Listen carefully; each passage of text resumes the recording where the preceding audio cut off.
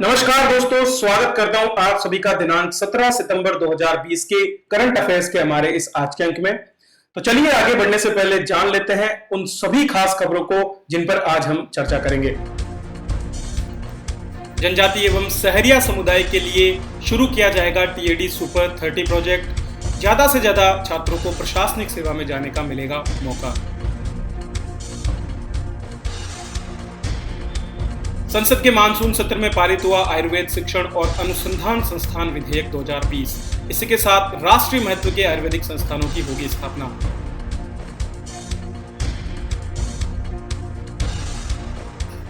प्रथम AICTE Visvesvaraya best teachers award 2020 प्रदान किए गए।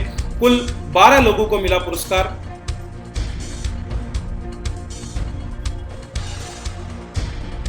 संसद के नए भवन के लिए शुरू किए गए प्रोजेक्ट सेंट्रल विस्टा के लिए टाटा ग्रुप को मिला ठेका। टाटा ग्रुप 21 महीने में पूरा करेगा काम।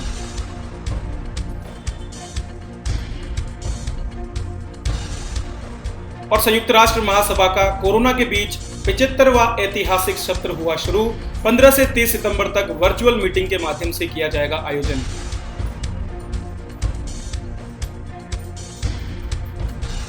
भारत को महिला commission on status for women के सदस्य के रूप में मिली मान्यता। चीन को हराकर भारत ने पाया इसके सदस्य बनने का खिताब। रास्ते पर कंकड़ ही कंकड़ हो तो भी एक अच्छा जूता पहनकर उस पर चला जा सकता है, लेकिन यदि एक अच्छे जूते के अंदर एक भी कंकड़ हो तो कितनी भी अच्छी सड़क क्यों न हो, एक कदम चलना भी मुश्किल हो जाता है। जी हाँ दोस्तों, जूते का ये उदाहरण हमको ये शिक्षा देता है कि हम बाहर की चुनौतियों से तो लड़ सकते हैं, लेकिन अंदर की अपनी कमजोरियों से हार जाते हैं। इसलिए अपने अंदर कमजोरियों को पनपने मत दो, अपने आप को इतना मजबूत कर लो कि आपकी आंतरिक चुनौतियां तो रहे ही नहीं और बाहर की चुनौतियों को भी संभालने में आप सक्षम हो जाओ। तो चलिए दोस्तों, विस्तार के साथ चर्चा करते हैं आज की हमारी सभी प्रमुख खबरों पर। राजस्थान में जनजाति एवं सहरिया समुदाय के लिए टीएडी सुपर 30 प्रोजेक्ट की शुरुआत की गई है। राज्य में जनजाति एवं सहरिया समुदाय के विद्यार्थियों को प्रशासनिक सेवाओं में चयन का मार्ग प्रशस्त करने के लिए इस प्रोजेक्ट की शुरुआत की गई है।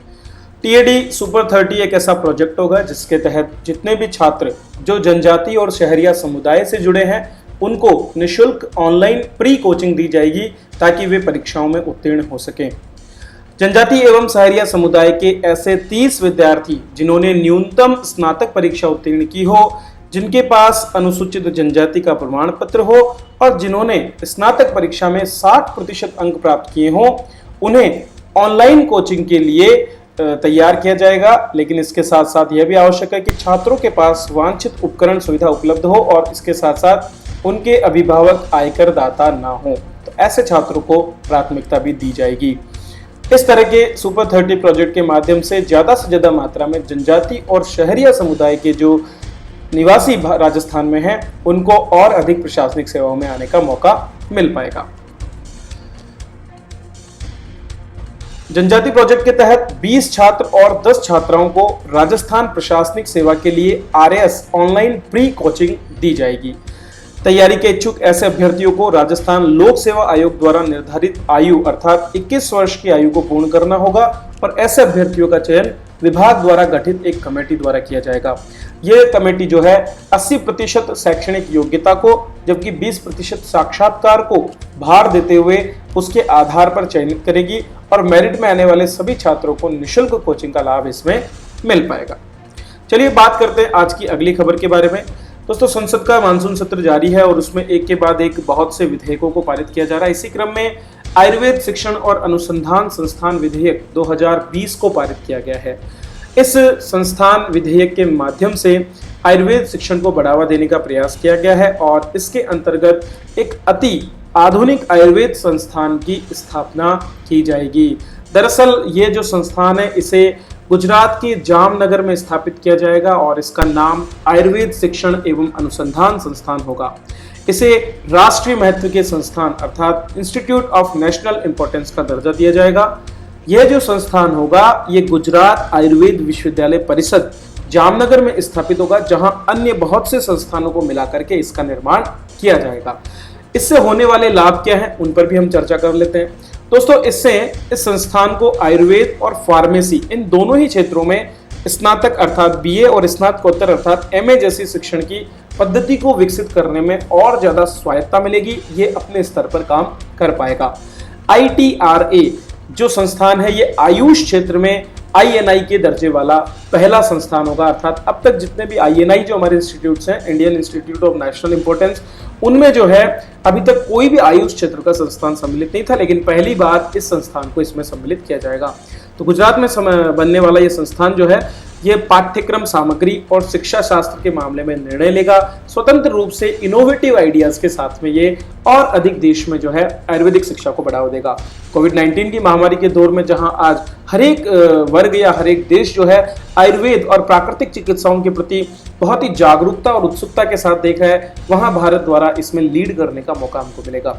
इससे फार्मेसी सहित आयुर्वेद की और जितनी भी शाखाएं हैं उन सभी का लाभ हमें मिल पाएगा। हर एक क्षेत्र में गहन अध्ययन और अनुसंधान होने की संभावना इसमें रहेगी। चलिए दोस्तों, बात कर लेते हैं कि राष्ट्रीय महत्व के संस्थान क्या होते हैं। देश में कुछ राष्ट्रीय महत्व के संस्थान घोषित किए गए हैं जो देश के विशेष क्षेत्र में, जैसे कि हमने आयुर्वेद के लिए इसे स्थापित किया, उसी तरह टेक्नोलॉजी, ठीक है, इसके साथ ही लॉ, इसके साथ ही आपके प्रबंधन, हर एक क्षेत्र में कुछ महत्वपूर्ण संस्थान हैं जो ऐसे विशिष्ट छात्रों को तैयार करते हैं जो उत्कृष्ट दर्जे के होते हैं और आगे चल करके मुख्यकर्ता के रूप में भूमिका निभाते हैं। ऐसे संस्थानों को सरकार के द्वारा ज्यादा मात्रा में सहयोग मिलता है और ऐसे जो संस्थान है उनसे पास आउट छात्रों को विदेशी संस्थानों में जो एडमिशन्स होते हैं उनमें भी पहली वरीयता प्रदान की जाती है। चलिए आज की अगली खबर पर नजर डालते हैं। प्रथम AICTE Visvesvaraya best teachers award 2020 15 सितंबर 2020 को विश्वेश्वरैया की जयंती के अवसर पर प्रदान किए गए। तो विश्वेश्वरैया की याद में बेस्ट टीचर्स अवार्ड 2020 का घोषणा की गई थी और पहली बार ये अवार्ड दिए गए हैं। केंद्रीय शिक्षा मंत्री श्री रमेश पोखरियाल निशंक ने AICTE अर्थात all India council for technical education से मान्यता प्राप्त संस्थानों के 12 सदस्यों को ये अवार्ड अब की बार दिया है। ये पुरस्कार श्री M विश्वेश्वरैया की जयंती के अवसर पर जो अभियंता दिवस अर्थात इंजीनियर्स डे मनाया जाता है उस पर दिया गया है। दोस्तों, विश्वेश्वरैया जो कि मैसूर के दीवान थे, वे स्वयं एक ख्याति प्राप्त इंजीनियर रहे हैं और मोक्षगुंडम विश्वेश्वरैया को भारत में इंजीनियरिंग का जन्मदाता भी कहा जाता है। कर्नाटक में उनके योगदान की वजह से उन्हें जो है कर्नाटक का भागीरथ भी कहा जाता है। उन्होंने अपने आप को साबित करते हुए सबसे पहले सिंध क्षेत्र में सिंध नदी से सुकुर तक जो है जल व्यवस्था बनाने के लिए एक प्रोजेक्ट तैयार किया था जिसकी उसी समय सराहना की गई थी। वे भारत के सबसे प्रतिष्ठित इंजीनियर और स्टेट्समैन में से एक है और देश की प्रगति में उनका विस्मरणीय योगदान है। दोस्तों, उन्हें सन 1955 में उनके योगदान के लिए भारत रत्न पुरस्कार से भी सम्मानित किया गया था। इसके अलावा छात्रों के सर्वांगीण विकास के लिए उनके बीच स्वस्थ सह पाठ्यक्रम अर्थात को एजुकेशन को बढ़ावा देने के लिए स्पाइसेस SPICES नामक एक कार्यक्रम का भी उद्घाटन किया गया जिसका उद्देश्य छात्रों में रुचि, रचनात्मकता और मूल्यों को बढ़ाना है। चलिए आगे बढ़ते हैं। नई संसद इमारत अर्थात सेंट्रल विस्टा प्रोजेक्ट के अंतर्गत नई संसद के निर्माण के लिए टाटा ग्रुप को चुना गया है। टाटा ग्रुप को ठेका दिया गया है। इसके लिए बोलियां आमंत्रित की गई थी और उसके अंतर्गत 861.90 करोड़ की सबसे कम बोली के साथ टाटा ने इस प्रोजेक्ट को प्राप्त कर लिया है। कोरोना काल में अतिरिक्त खर्चे को लेकर के आलोचना झेल रहा ये प्रोजेक्ट हाल ही में एक अपील के साथ संसद भी पहुंच गया था, उच्चतम न्यायालय भी पहुंच गया था, जहां उच्चतम न्यायालय ने सभी याचिकाओं को खारिज कर दिया था। लार्सन एंड टुब्रो लिमिटेड द्वारा दूसरी बोली लगाई गई थी जो 865 करोड़ की थी और टाटा की बोली कम होने की वजह से उसे ये प्रोजेक्ट मिल गया है। इस संसद भवन के निर्माण के लिए कुछ 7 कंपनियां थी जिनमें उत्तर प्रदेश राजकीय निर्माण निगम लिमिटेड उसके द्वारा भी बोली जमा की गई थी। दोस्तों, बात करें अगर संसद इमारत की तो संसद की जो वर्तमान भवन है उसमें सांसदों की बैठने की व्यवस्था कम बताई जा रही है और इसीलिए जो है नया संसद भवन बनाया जाएगा। नए भवन में सांसदों के बैठने के लिए 900 के करीब सीटें होगी, जबकि संयुक्त सत्र जब होगा तो उसमें 1350 सांसदों के बैठने की व्यवस्था होगी। बात करें अगर वर्तमान के हमारे संसद भवन की तो ये संसद भवन जो है 2022 के जुलाई महीने में होने वाले मानसून सत्र तक शुरू हो जाएगा। इसको बना करके तैयार कर दिया जाएगा। हमारा पिछला भवन जो है वो 1921 से 1927 के दौरान बनाया गया था और एक शानदार भवन के रूप में इसको जाना जाता है। यह विश्व के किसी भी देश में विद्यमान वास्तुकला का एक उत्कृष्ट नमूना भी माना जाता है। जैसा कि आप चित्र में देख रहे हैं, इस भवन की संरचनात्मक प्रणाली एक वृत्ताकार अभिविन्यास में है और ये मध्य प्रदेश के 10वीं शताब्दी के कल्चरल शासकों द्वारा बनाए गए 64 योगिनी मंदिर की आकृति से प्रेरित है। तो मध्य प्रदेश के इस मंदिर के आधार पर ही जो है इस भवन की शिला रखी गई है। जैसा कि बीच में आप एक सर्कल देख रहे हैं, वो मुख्य भवन है जिसको सेंट्रल हॉल कहा जाता है और यहीं पर हमारे संविधान निर्माताओं की पहली बैठक भी आयोजित की गई थी। दोस्तों, जब कभी संयुक्त बैठक होती है या फिर किसी भी प्रकार का संबोधन राष्ट्रपति द्वारा दिया जाता है तो वह बैठक इसी भाग में की जाती है। इसके अतिरिक्त जो चारों तरफ आप राउंड सर्कल देख रहे हैं, वहां पर विभिन्न प्रकार के कार्यालय, आपका एक ग्रंथालय और लोकसभा तथा राज्यसभा के भवन भी स्थित हैं। इस पूरी बिल्डिंग को लगभग 6 से 7 साल में बनाकर तैयार किया गया था। इसके वास्तुकार एडविन लुटियंस और हर्बर्ट बेकर थे, जिन्होंने काफी बेहतरीन कारीगरी का नमूना सामने लाया। एक विशाल वृत्ताकार भवन है जिसका व्यास 560 फुट और घेरा 533 मीटर है। तो जब भी हमारा नया भवन बनेगा तो निश्चित रूप से इसके साथ उसकी तुलना की जाएगी। चलिए अगली खबर की बात करते हैं। अंतर्राष्ट्रीय स्तर पर कोरोना फैलने के बीच संयुक्त राष्ट्र महासभा का ऐतिहासिक 75वां सत्र शुरू हो गया है। दोस्तों, संयुक्त राष्ट्र महासभा के इस सत्र में वोल्कन बोजिकर जो हैं उनको अध्यक्ष बनाया गया है और वे तुर्की से जुड़े हैं। तो तुर्की के राजनयिक वोल्कन बोजिकर को अध्यक्ष बनाया गया है। उन्होंने नाइजीरिया के तिजानी मोहम्मद बंदे का स्थान लिया है। सत्र की जो जनरल डिबेट है उसका कार्यक्रम 22 सितंबर से शुरू होकर के 29 सितंबर तक चलेगा। हर वर्ष जो है इसका आयोजन किया जाता है।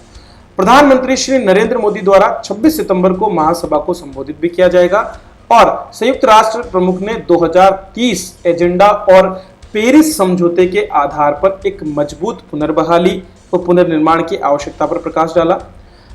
इसके साथ साथ जो मुद्दे जिन पर इस बार ध्यान दिया जाएगा उनमें शांति व सुरक्षा, निरस्त्रीकरण, मानवाधिकार, लैंगिक समानता, सतत विकास जैसी वैश्विक चुनौतियों पर ध्यान देने की बात इसमें की जाएगी। तो उम्मीद करते हैं कि इस सत्र में पूरा दुनिया जो है एकजुट होकर के न केवल कोविड-19 जैसी महामारी बल्कि इसके साथ साथ जो वैश्विक समस्याएं हैं जिनमें आतंकवाद, देशों के बीच में युद्ध की स्थिति, आपसी झगड़े और बाकी जितनी भी चीजें हैं उनको संबोधित किया जा सके और एक राय बनाई जा सके। दोस्तों, 24 अक्टूबर 1945 को संयुक्त राष्ट्र संघ की स्थापना के बाद 51 देशों का प्रतिनिधित्व करने वाली महासभा का पहली बैठक आयोजित की गई थी 10 जनवरी 1946 को। इसके बाद ये 75वां सत्र है, तो बहुत ही महत्वपूर्ण है क्योंकि 75 वर्ष पूरा करने की याद में भी इसे मनाया जा रहा है। अगर हम वर्तमान की बात करें तो इसके संगठन के 193 देश सदस्य हैं, जबकि 2 ऑब्जर्वर है जो कि पहली बैठक के समय केवल 51 थे। अगर ऑब्जर्वर देशों की बात करें तो इसमें होली सी और फिलिस्तीन नामक देश सम्मिलित हैं।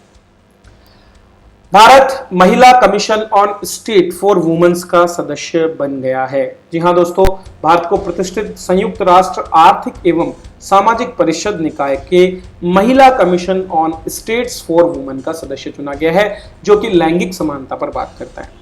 इस चुनाव में भारत, अफगानिस्तान और चीन इन तीनों ने भाग लिया था। चीन जो है 28 मतों को प्राप्त करने की बजाय 27 मत प्राप्त करके इससे बाहर हो गया है, जबकि भारत और अफगानिस्तान दोनों ने ही जीत प्राप्त कर ली है। महिलाओं की स्थिति पर इस आयोग का मुख्य काम जो है एक अंतर सरकारी निकाय के रूप में है और ये विभिन्न देशों के बीच समन्वय स्थापित करने का काम करता है। ये वैश्विक निकाय लिंग समानता और महिला सशक्तिकरण अर्थात महिलाओं को उचित अधिकार दिलाने के साथ साथ उनको बराबरी का दर्जा दिलाने की बात करता है और इसके साथ साथ ये सस्टेनेबल डेवलपमेंट गोल्स, जिसका 5वां गोल जेंडर इक्वलिटी है, जो बात करता है achieving gender equality and empower all women and girls, तो उसी मुद्दे को पूरा करने का काम ये करता है। CSW संस्थान संयुक्त राष्ट्र आर्थिक एवं सामाजिक परिषद का ही एक भाग है और इसकी सभी योजनाओं को लागू करता है। 21 जून 1946 को इसे एक प्रस्ताव के तहत स्थापित किया गया था और इसमें कुल 45 सदस्य होते हैं, जो सभी संयुक्त राष्ट्र के नेशन सदस्य होना आवश्यक है। तो ये था आज का हमारा करंट अफेयर्स का एपिसोड जिसमें हमने कुछ महत्वपूर्ण खबरों को जाना जो आपकी परीक्षा के लिए अत्यंत उपयोगी है। हौसला न हार करके लगातार तैयारी करते रहें, यही मैं आपसे हमेशा कहता हूं। इसी के साथ आप डाउनलोड कर सकते हैं आरएस जंक्शन ऐप, जिस पर आपके लिए बेहतरीन अध्ययन सामग्री उपलब्ध है। तो आज ही गूगल प्ले स्टोर पर जाएं और वहां से हमारी एप्लीकेशन को डाउनलोड करें। जाने से पहले छोड़ चलता हूं आप सबको गीता के ज्ञान के साथ। अगर वीडियो अच्छा लगा हो तो इसे लाइक, शेयर और सब्सक्राइब जरूर करें। जय कृष्णा दोस्तों, गीता ज्ञान के अध्याय 5 के श्लोक 22 में आप सभी का हार्दिक स्वागत है। तो चलिए शुरुआत करते हैं आज के हमारे श्लोक की। ये ही संस्पर्शजा भोगा दुख योनय एवते आद्यंतवंतः कौन्तेय न तेषु रमते बुद्ध। बहुत ही अच्छी बात भगवान ने इसमें कही है। इसकी पहली पंक्ति में लिखा है कि ये ही संस्पर्श जा भोगा। दोस्तों, जा शब्द का उपयोग जो है जन्म के लिए किया जाता है और संस्पर्श से मैंने आपको बताया था रूप, रस, गंध, स्पर्श आदि। तो भोग जो हैं, भोगों की उत्पत्ति कहाँ से मानी जाती है? संस्पर्श, अर्थात रूप, रस, गंध और स्पर्श से जो भी सुख देने वाले फल को हम प्राप्त करते हैं उसी को दरअसल हम भोग कहते हैं। ठीक है, तो इसमें लिखा है कि हे ये ही संस्पर्श जा भोगा दुख यो नय एवते, अर्थात संस्पर्श या आपके रूप, रस, गंध, स्पर्श से उत्पन्न वाले जो भोग हैं इनकी उत्पत्ति दरअसल दुख से ही होती है और इसीलिए ये दुख ही प्रदान करते हैं। अर्थात हमारे दुखों का जो मूलभूत कारण है वो इन भोगों में प्रवृत्ति होती है। आगे लिखा है आद्यंतवंतः कौन्तेय। आद्यंत शब्द जो है इसका विच्छेद अगर हम करें तो ये आदि और अंत को दर्शाता है। अर्थात जो भोग हैं ये आद्यंत है। आद्यंत मतलब इनका आदि भी है और इनका अंत भी है, अर्थात ये मरणशील होते हैं, ये शुरू भी होते हैं और ये खत्म भी हो जाते हैं। तो जो भोग हैं ये हमेशा नश्वर प्रकृति के नहीं है, लेकिन इनको भोगने वाला जो हमारा आत्मा है वो नश्वर प्रकृति का है। ठीक है, और इसीलिए न तेषु रमते बुद्ध है। जो बुद्ध है अर्थात बुद्धिमान व्यक्ति होते हैं, तेषु अर्थात इनमें रमण नहीं करते हैं, अर्थात वे भोग विलास की प्रवृत्ति से दूर रहते हैं। कुल मिलाकर के निष्काम भाव से कर्म करने की बात ही इस श्लोक में भी कही है। तो मिलते हैं अगले श्लोक के साथ अगले वीडियो में, तब तक जय श्री कृष्णा।